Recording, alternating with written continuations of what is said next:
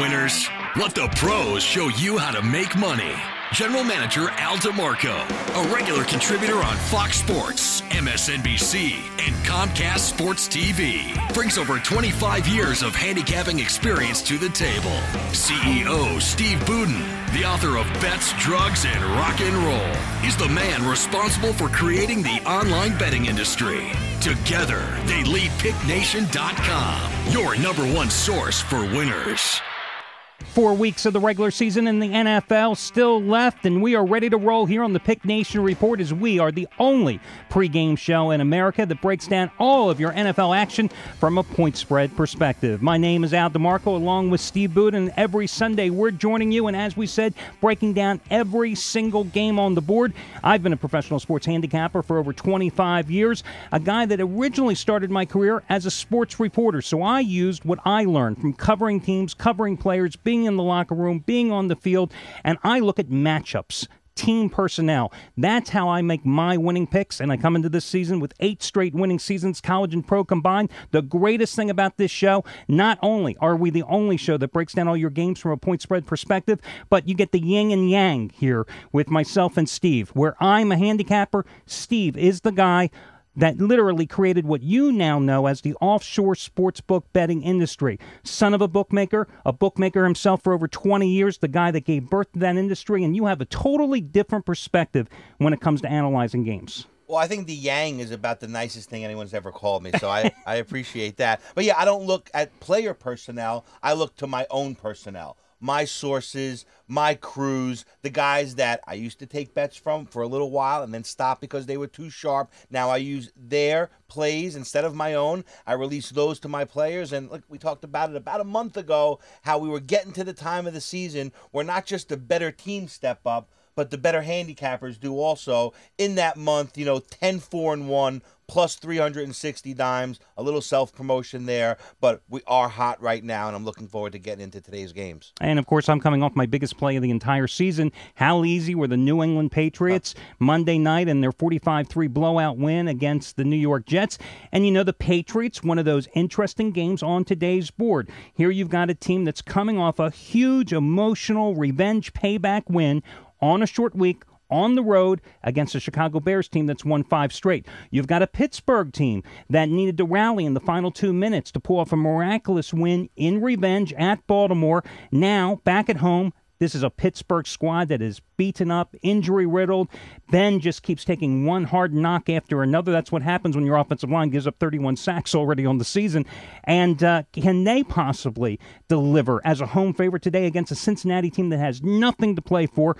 But after falling down 10-0 in their first meeting this season on Monday night, they came back, made a game of it. So, you've got a lot of interesting games. You've got Minnesota hosting the New York Giants. The Giants looked like they were dead 2 weeks ago.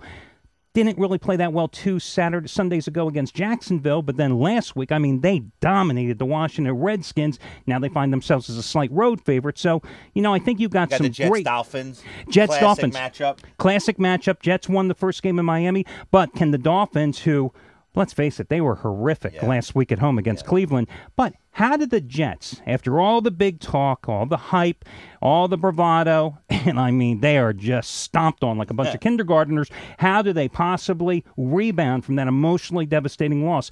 That's why the way the NFL has changed their schedule, having all the division games really coming into focus in the final month of play, makes this season so much more exciting, makes it a little more difficult from a handicapping perspective. But I also think because you've got division games here in the next few weeks, it's also the easiest time to make money. Yeah, and the degree of difficulty plays to our advantage because the harder the games are to pick, the more the customers out there need us, the more they rely on us, the better it is for us. Well, let's go to the phones. Our first caller is up. He is calling from Miami. John, how you doing today?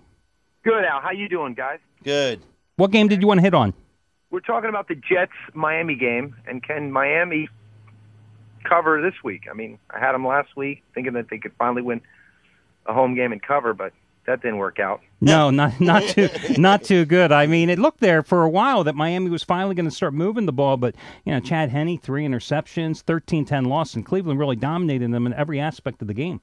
Yeah, well, like you said earlier, the Jets, they get blown out by the Patriots, and out of all things, you hear them blaming it on the weather. as if New England has some type of advantage in cold weather against New York. I don't know. I think they're about a 3-hour train ride away.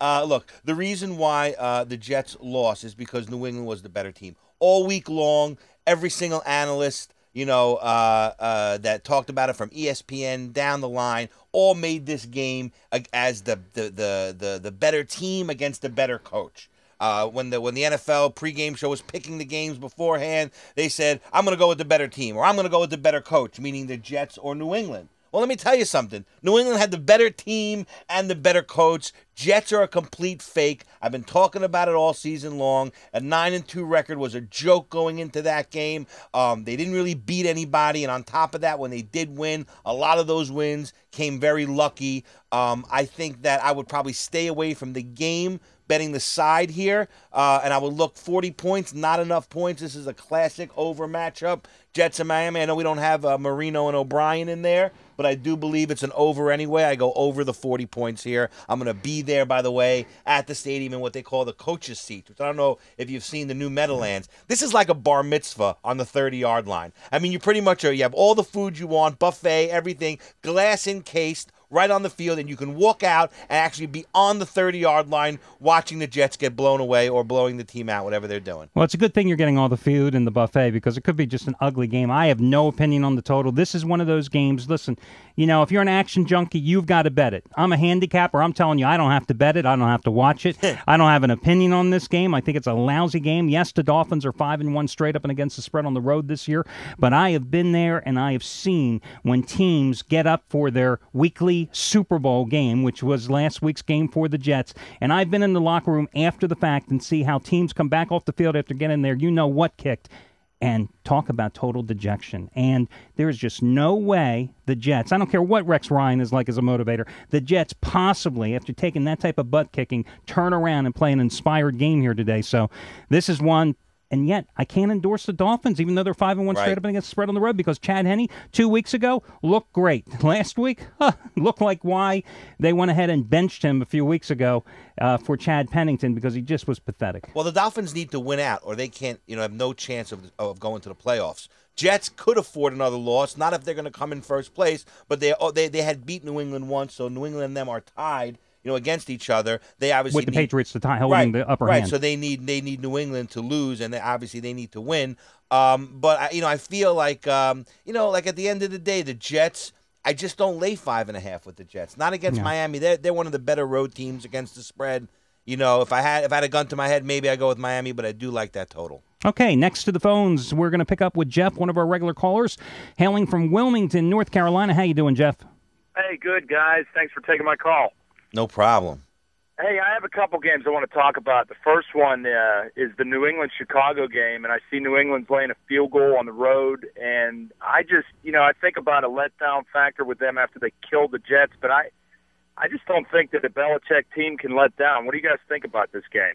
Well, I don't know. Do you remember what happened to the Belichick team when they played in Cleveland about 4 weeks ago?